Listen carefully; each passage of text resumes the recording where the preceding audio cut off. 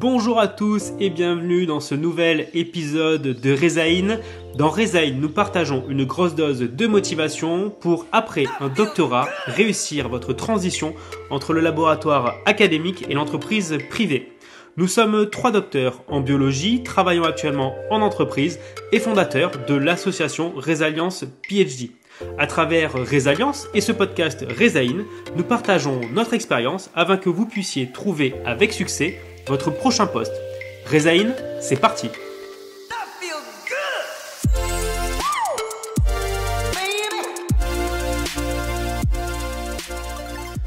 Bonjour à toutes et à tous. Nous sommes très heureux de vous retrouver pour maintenant ce 4e épisode de Rezaïn. Aujourd'hui, on s'attaque à un sujet, le sujet du postdoc. L'intitulé de ce podcast, c'est le postdoc, pourquoi faire ? Et finalement, la question à laquelle on souhaite répondre aujourd'hui, c'est finalement, est-ce que ça a un intérêt, oui ou non, de faire un postdoc si, suite à votre parcours de jeune chercheur, vous souhaitez poursuivre dans le privé. Aujourd'hui, comme d'habitude, je suis avec mes deux acolytes. Nous sommes donc tous les 3 cofondateurs de l'association Resalience. Et aujourd'hui, on va commencer par Delphine. Salut Delphine. Salut Alexis, salut Assia. Je suis en pleine forme et vivant qu'on commence. Bon, très bien, parfait. Merci Delphine. Assia, comment vas-tu Assia ?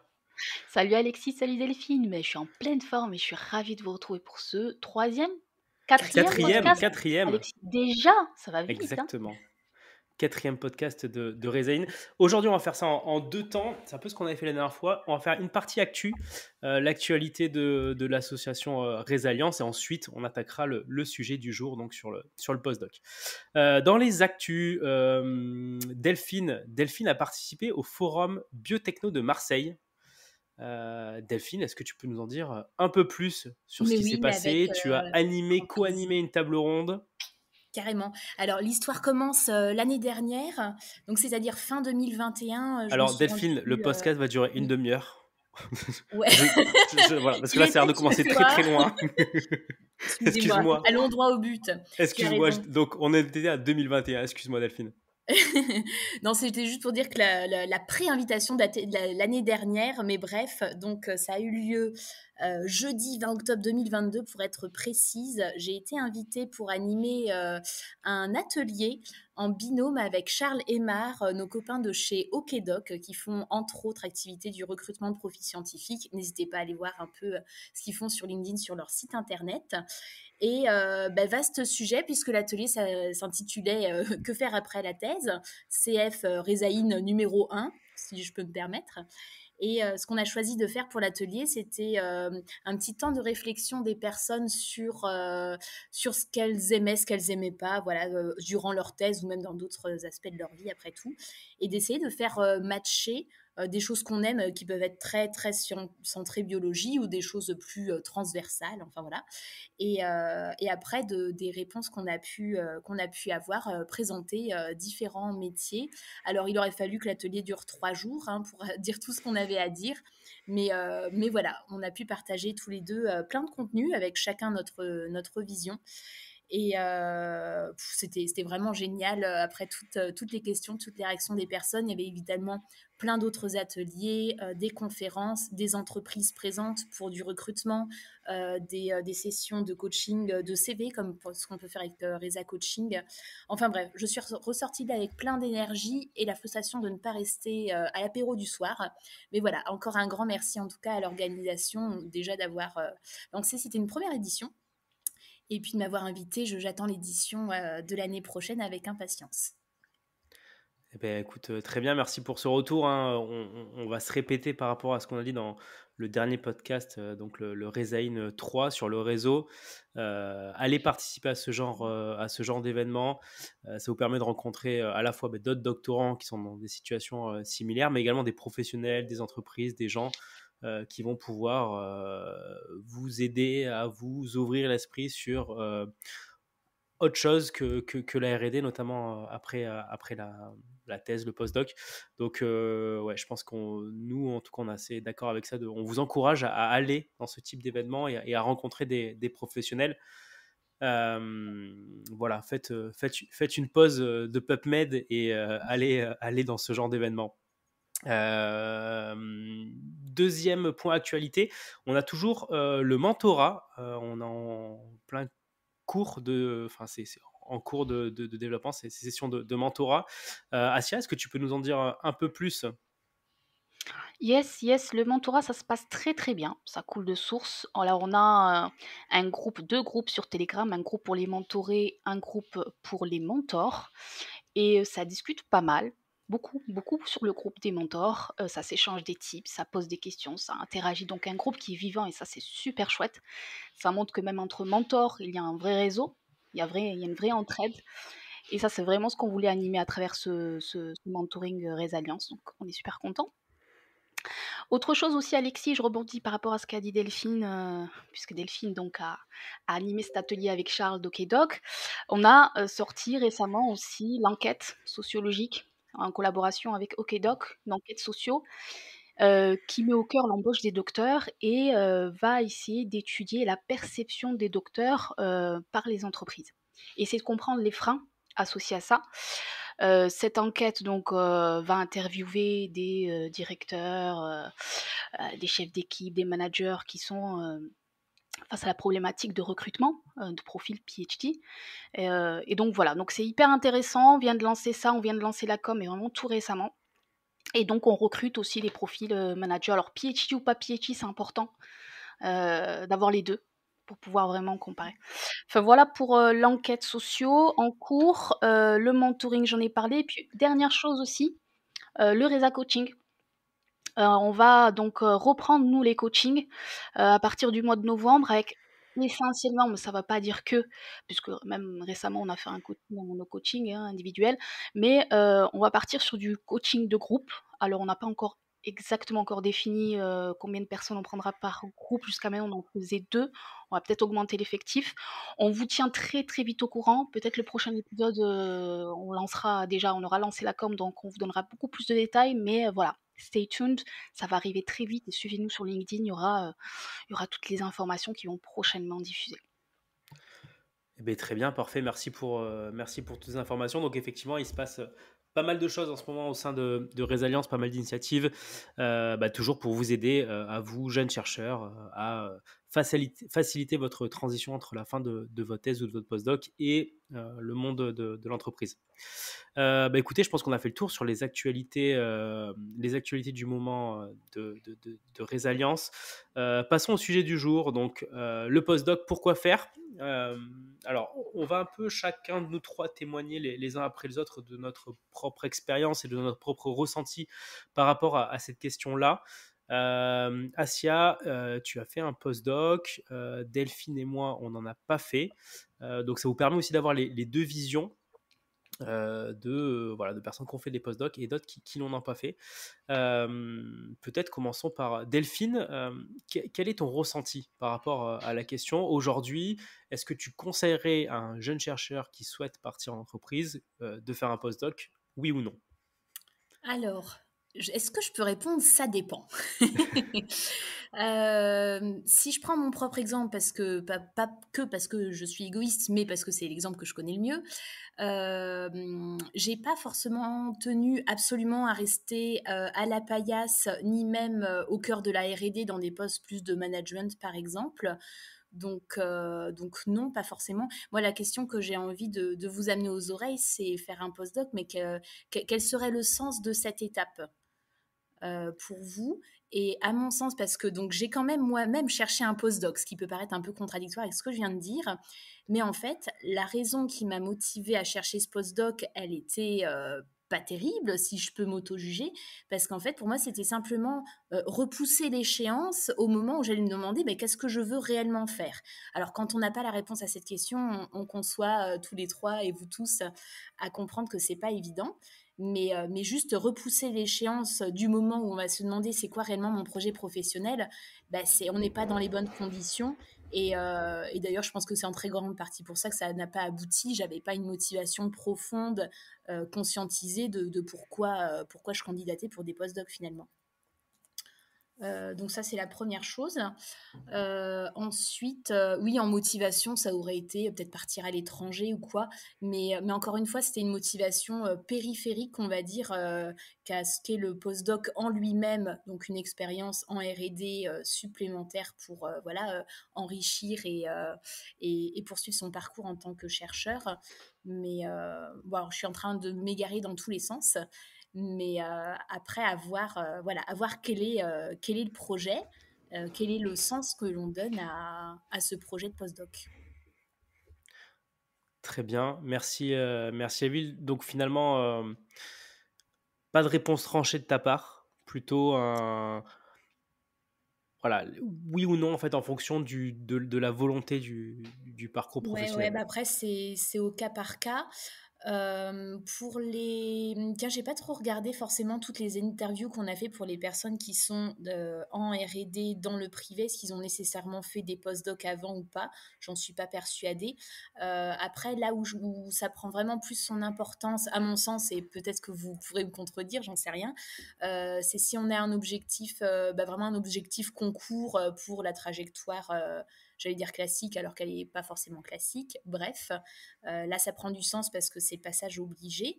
Mais en dehors de ça, je pense qu'il faut vraiment se poser la question et pas le faire parce que tout le monde le fait ou le faire parce qu'on ne sait pas quoi faire d'autre. Ok, merci Delphine. Mais de rien.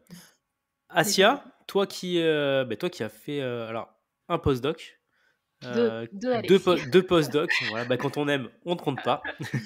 Donc toi qui as fait deux postdocs, Asia, quel est du coup ton regard et ton point de vue sur la question donc qui a fait deux postdocs et qui travaille maintenant en entreprise sur des Yes. métiers hors recherche et développement.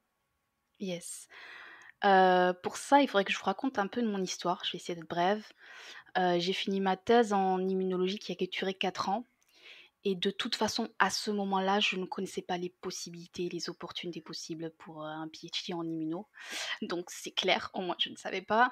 Ce que je savais, c'est qu'on on allait je devais faire un postdoc, tout simplement.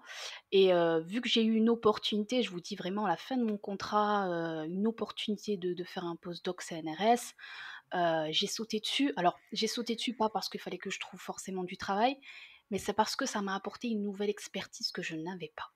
Et ça, c'est super important. J'ai fait une thèse en immuno, une thèse fondamentale. Et donc développer une expertise en oncologie, pour moi, j'ai trouvé ça génial. C'est un sujet qui me passionnait. Je ne maîtrisais pas ce domaine-là. C'était challenge pour moi. J'allais travailler sur les immunothérapies, anti-cancer, donc c'était un sujet en plus en plein, expansion, D'actualité, ouais, tout à fait. d'actualité comme tu sais. Alors je me suis dit: «Why not?» Quand j'ai vu le sujet, je l'ai trouvé passionnant. J'ai travaillé sur les vaisseaux, intratumoraux. Et donc, essayer de comprendre comment les anticorps, par le biais des immunothérapies, pouvaient développer ces vaisseaux qui étaient des portes d'entrée pour les lymphocytes à l'intérieur des tumeurs. Enfin bref, le sujet en soi était passionnant. Donc, portée par cette passion et cette envie de développer cette expertise en onco, je ne me suis pas vraiment posé la question, j'y suis allée à fond. Je précise, et peut-être que je vais parler un peu plus longtemps que vous, hein, qu'en fait, être postdoc, c'est différent du statut de doctorant. Là, alors, c'est faux, attention, j'allais dire une bêtise, j'allais vous dire, c'est un vrai job. Non! Ah mon Dieu, j'allais dire une grosse bêtise. On est aussi très professionnel en tant que doctorant, mais en tant que postdoc, là, on a carrément la blouse du chercheur qui va gérer ses projets de A à Z. Vous n'avez plus votre chef derrière vous qui vous dit, ben, on fait des meetings toutes les semaines, on essaie de voir où on est. On a beaucoup plus la pression de publication quand on est en postdoc, c'est clair. Quand on va en postdoc, tu as ton directeur de recherche qui te projette tout de suite, hein, tu le vois d'ailleurs en entretien, il te dit, bon, si tout se passe bien, potentiellement, on pourrait tenter les concours, il faudrait qu'on publie gros papier dans tel journal, Impact Factor, enfin voilà, ça parle tout de suite objectif. Et donc c'était des années, pour les deux postdocs, je les regroupe ensemble, très denses, où j'ai dû effectivement gérer des projets de manière autonome. Donc ça, il faut être capable de le faire, hein, je le dis. Je sais qu'il y a des gens qui ont fait des thèses où ils avaient leur chef toujours derrière, ils étaient quand même assez... Il y en a hein, qui étaient pas mal assistés durant leur thèse. Voilà, la publication, bah, il suffit de publier, des fois tu peux même soutenir sans publier, tu peux faire ça par dérogation, enfin voilà. C'est un autre niveau quand on est postdoc, le stress il est vraiment présent. il faut publier, donc il faut amener des résultats. Donc, en fait, vous devenez complètement responsable de votre projet. Donc, vous pouvez avoir un ingénieur, vous pouvez avoir des techniciens avec vous, vous devez gérer tout. Donc, c'est génial parce que tu montes en compétence dans la gestion de projet, je trouve, parce que tu as cet aspect très autonomie, responsabilité, beaucoup plus de responsabilité, beaucoup plus d'autonomie dans la gestion de tes projets. Tu vas beaucoup plus loin. Donc, pour moi, à la fois, en plus de développer une expertise, je pense que j'ai grandi à travers ces expériences de postdoc. J'ai grandi parce que j'ai développé des compétences, clairement, en gestion de projet, chefferie de projet. Donc j'ai vu mon évolution aussi. J'ai vu aussi en termes de connaissances, d'expertise en immuno-onco, clairement, avec ces 2 postdocs, je pense quand même avoir un petit peu le tour de la question, en tout cas des immunothérapies. Donc je me suis quand même spécialisée, et c'est ça qui est chouette. Euh, et donc ensuite, mes 2 postdocs, bah là forcément vient la problématique de dire bah, je fais quoi maintenant. Et on se retrouve à la question de départ que je ne m'étais pas posée après la thèse. Hein. Je me suis posée après le postdoc de me dire bon, ben écoute Assia, tu n'as pas eu la chance malheureusement de faire un postdoc à l'étranger, donc tu n'as pas coché telle case. Donc quand j'étais en 2e postdoc, j'avais mon directeur qui m'a dit écoute Assia, bon ok, il te manque juste la case à cocher, partir à l'étranger, moi je t'envoie en Australie 6 mois, tu publies un papier là-bas, tu reviens, on tente les concours. La vie en a fait autrement puisque je suis tombée enceinte et que j'étais en fin de contrat et que ça y est, à un moment donné, il y a d'autres facteurs qui sont arrivés et que je me suis dit non Assia, tu peux pas continuer à refaire notre postdoc, tu peux pas continuer à espérer un truc où tu sais que ça va être compliqué, et puis en même temps, me projeter dans le métier de chercheur, j'y arrivais plus pour plein de raisons, hein, parce que j'avais une amie autour de moi justement qui avait son poste depuis 2 ans et je voyais comment elle passait beaucoup de son temps à faire des demandes de financement. Ça devenait très administratif, tu as plus gros le temps de faire du brainstorming ou de la recherche proprement dit dans la paillasse. Pas forcément le truc qui me plaisait, la paillasse. Enfin bref, du coup, ça a cogité pas mal et je me suis dit, bon, ben là, il va falloir vraiment envisager autre chose. Il s'avérait que c'est tombé en plein Covid, en plein chômage, en plein bébé, en plein hormones maternelles, en plein tout ce que vous voulez. Ça m'a permis, moi, de me remettre un peu en question et de voir, et de cogiter, de brainstormer et tout et tout. Et puis finalement, Résalliance est née, notre collaboration est née, tout plein de projets dans la tête, ça bouillonne, ça stimule. Et puis j'ai fait un peu de recherche clinique parce que j'avais envie de voir sur le terrain ce que c'était que la recherche clinique. Je n'avais pas encore fait ça.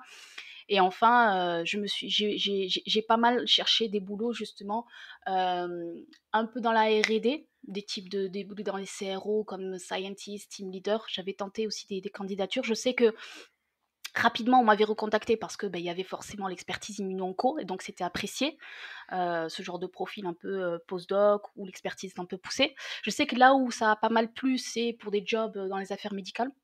Voilà, MSL, Medical Advisor, des gens qui sont sur le terrain au contact des investigateurs, qui ont une expertise en onco parce qu'ils sont, en gros, dans cette dans cette terre thérapeutique. Donc je sais que ça plaît pas mal aussi d'avoir une expertise développée et que les postdocs sont aussi bien vus, bien reconnus. Maintenant, bien évidemment, faire 2 postdocs, passer 10 ans dans la recherche pour ensuite effectivement faire un métier où ton expertise va pas forcément être demandée, nécessaire, mis en pratique, la question se pose, bien évidemment. Mais maintenant, si c'était à refaire, peut-être que j'aurais pas refait 2 postdocs. N'empêche, je trouve que l'expertise que j'ai développée à travers ces 2 postdocs, je pourrais toujours la valoriser. Et je sais que s'il y a des opportunités, notamment en immuno-onco, ou s'il faut avoir des connaissances poussées, pointues, etc., je sais que mes 2 postdocs dans mon CV m'aideront clairement pourraient m'aider à faire la différence sur ce type de job. Bien évidemment, pour des jobs de business developer ou des jobs peut-être de consultant, tout ça, il n'y a peut-être pas nécessité d'avoir une expertise poussée en immuno-onco, sinon quoique. Mais voilà, globalement, je dirais faire un postdoc pour un objectif bien précis, pour développer une expertise bien précise, parce que derrière, tu sais que tu as envie de travailler dans cette ère thérapeutique, tu sais que tu vises un certain type de métier en particulier. Oui, mais faire des postdocs pour se dire j'ai peur, comme tu disais Delphine, je repousse l'échéance, je sais pas ce que j'ai envie de faire de ma vie. Donc si dès le début et après la thèse, vous savez pas ce que vous voulez faire de votre vie, n'allez pas par défaut faire un postdoc. Ce serait pas, je pense, le bon choix.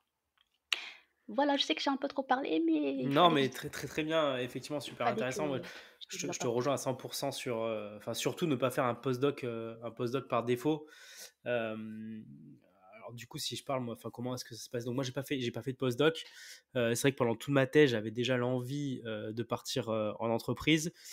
Cependant, à la fin de ma thèse, j'ai quand même tenté des postdocs. En fait, j'étais en contact avec un laboratoire, notamment aux États-Unis. Je suis parti 3 mois là-bas pour les rencontrer, notamment mettre en place un projet.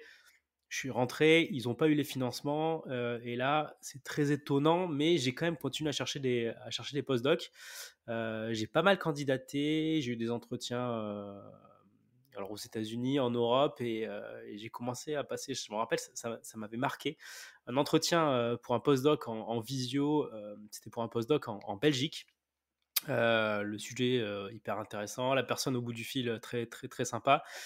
Et en fait, j'ai raccroché de là. Et en fait, mon idée de départ, c'était de partir aux États-Unis pour un postdoc. Je voulais partir à San Diego, dans le sud de la Californie, aussi pour profiter de la zone géographique. Et là, je me retrouve à passer des entretiens en Belgique. Et là, j'ai eu vraiment une prise de conscience. Je me suis dit, là, en fait, je suis en train, entre guillemets, et je pensais que c'était le cas à l'époque, de choisir la solution de facilité. Parce que pour moi, venant d'une thèse, c'était la facilité de choisir un postdoc. Et c'est à partir de ce moment-là où j'ai décidé d'arrêter de chercher des postdocs et de chercher en entreprise. Moi, et ça va des fois un peu à contre-courant de ce qu'on peut entendre, ça a été beaucoup plus simple, ou beaucoup moins compliqué en tout cas, de trouver un poste dans le privé qu'un postdoc. J'ai postulé à des dizaines de postdocs, et j'ai dû à peine postuler à une dizaine de postes en entreprise. Sur les 10, il y en a 3 qui m'ont répondu. J'ai commencé les entretiens. Sur les 3, donc il y en a un où j'ai décliné parce que j'avais déjà la réponse positive d'un des 2 autres, et les 2 autres me prenaient en fait. Donc au final, j'ai eu le choix sur l'entreprise à intégrer. Donc tout ça, c'est aussi pour casser un peu un mythe. C'est pas parce que vous avez une thèse que ce sera entre guillemets plus simple de faire un postdoc. Et je pense aussi, quelque part, pendant mes entretiens de postdoc, psychologiquement, j'y étais pas, quoi. C'est comme je me mentais à moi-même. Donc, finalement, pour reboucler, le conseil que je pourrais vous donner, moi, c'est avant de vous lancer là-dedans et de prendre une décision, c'est en fait d'avoir une vision à moyen long terme de qui vous voulez être et ce que vous voulez faire. Effectivement, si vous voulez devenir chargé de recherche, maître de conférence, je pense que là, la question, elle est évidente. Il va falloir faire un postdoc, comme a dit Asia, il va falloir partir à l'étranger. Ça fait partie du cursus. Parlez-en autour de vous, à vos directeurs de laboratoire, directeurs d'équipe, les gens qui sont déjà passés par ce parcours-là, et prenez un maximum de conseils auprès de ces personnes. Ça sera certainement pas simple. De toute manière, vous le savez avant de vous engager dans cette voie-là. Mais voilà, pour faire, je pense, rester dans le monde académique, le postdoc sera essentiel. Ensuite, si vous partez en entreprise, effectivement, postdoc ou pas postdoc, aujourd'hui, il y a des gens qui travaillent dans des entreprises sur des métiers, on va dire, hors recherche et développement. Certains ont des postdocs, donc d'autres n'en ont pas. Donc finalement, posez-vous la question, tout à l'heure on a un peu abordé le sujet de est-ce que je suis en train c'est le Delphine qui disait ça, est-ce que je suis en train de repousser l'échéance? Est-ce que finalement je fais un postdoc parce que je ne sais pas quoi faire d'autre et je fais un postdoc pour faire un postdoc, ou est-ce que ce postdoc est vraiment cohérent par rapport à mon projet professionnel, et où est-ce que je vais aller? Donc c'est vraiment cette question-là, et le fait d'avoir une vision sur le métier que vous souhaitez réaliser qui va vous permettre aussi de répondre à cette question du postdoc ou pas postdoc. Qu'est-ce que je voulais ajouter à ça? Oui, si vous êtes dans la situation aujourd'hui du postdoc, mais que vous souhaitez quand même partir en entreprise et vous dites, finalement, par rapport au métier que je vise, ça va pas m'apporter grand-chose en plus. Là, ce qui est important, et c'est notamment face aux recruteurs, ça va être de pouvoir justifier votre parcours. C'est-à-dire il faut absolument pas renvoyer la sensation de j'ai fait un postdoc parce que je savais pas quoi faire d'autre. Il faut qu'en fait vous arriviez à justifier cette expérience par rapport à votre parcours professionnel. Il faut que ce soit cohérent. C'est un peu comme à la fin de la thèse. En général, on a fait plein de manifs, on a plein de résultats. Et en fait, avant de se lancer dans la rédaction, je pense qu'on est tous passés par là. On repose tous les résultats et finalement, avec ces résultats-là, on essaie de recréer une histoire qui est hyper cohérente et logique par rapport aux résultats qu'on a obtenus. Et des fois, la façon de présenter les résultats n'ont pas grand-chose à voir à la chronologie dans laquelle ça a été fait. Donc en fait, c'est un peu la même chose. Ce qu'il faut, c'est au recruteur lui raconter une belle histoire, faire un peu de storytelling. Et voilà, il faut que ce soit cohérent. Et finalement, aujourd'hui, si je suis face à vous, monsieur le recruteur, c'est hyper cohérent par rapport à tout ce que j'ai fait en amont. Et c'est vraiment, moi en tout cas, de mon point de vue, ce sentiment, ce message qu'il faut faire passer. Asia, tu voulais réagir par rapport Non, à je ça? voulais juste rajouter, tu as absolument raison, je pense que c'est vraiment le mot-clé d'aujourd'hui, c'est la cohérence. Donc être cohérent devant le recruteur, c'est aussi être cohérent dans ses choix avant, tu vois?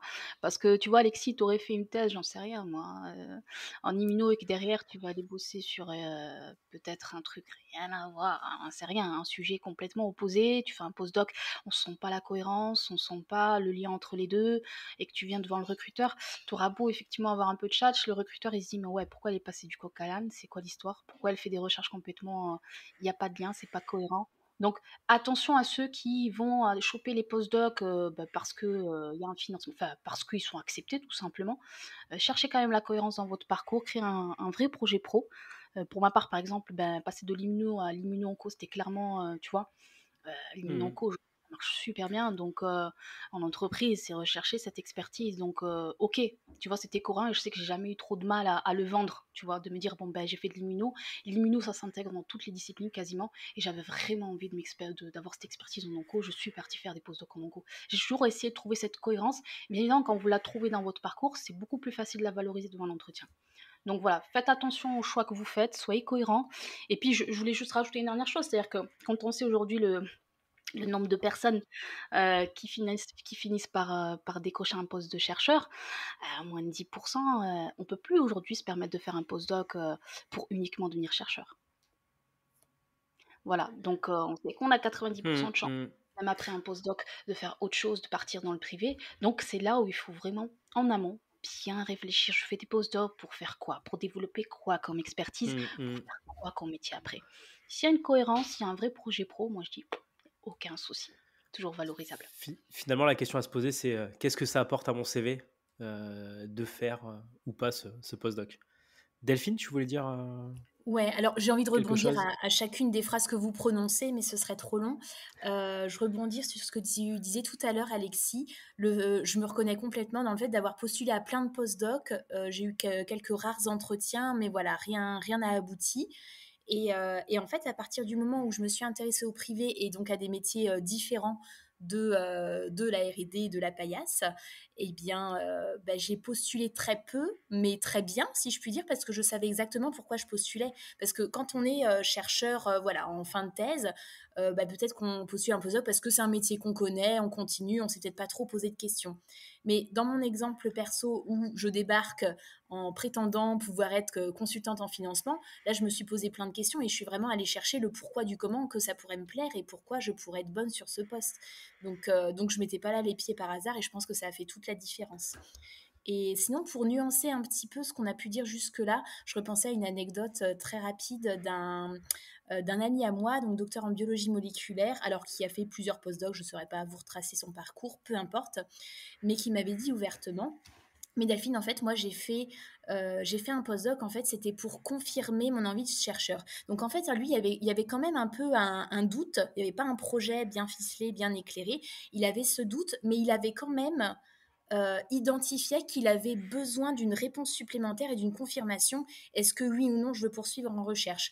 Et donc même s'il y a ce contexte un petit peu point d'interrogation, il a fait son premier postdoc avec un but quand même précis de savoir est-ce que c'est fait pour moi ou pas. Il s'est éclaté de ouf dans son postdoc, je crois qu'il en a fait au moins un deuxième. Et voilà, après ce jour, il a navigué dans des sociétés quelques Sanofi, Novartis, etc.